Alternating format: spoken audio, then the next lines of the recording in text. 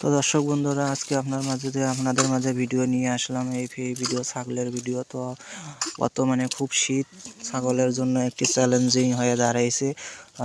কয়েকদিন থেকে আকাশে কোনো প্রকার রোদ নেই। তো এক্ষেত্রে আমরা ছাগল নিয়ে বড় একটি সমস্যায় পড়ে গিয়েছি। তো আপনারা যত তাড়াতাড়ি সম্ভব ছাগলের গা সব সময় ঢেকে রাখার চিন্তা ভাবনা করবেন, যাতে করে ছাগল গা সব সময় শরীর তার গরম থাকে। না হলে ছাগলের বিভিন্ন ধরনের রোগ বেড়ে যেতে পারে। এজন্য আপনারা যত সম্ভব ছাগলকে সব সময় ছাগলের গা ঢেকে রাখে ছাগলকে গরম রাখার চেষ্টা করবেন।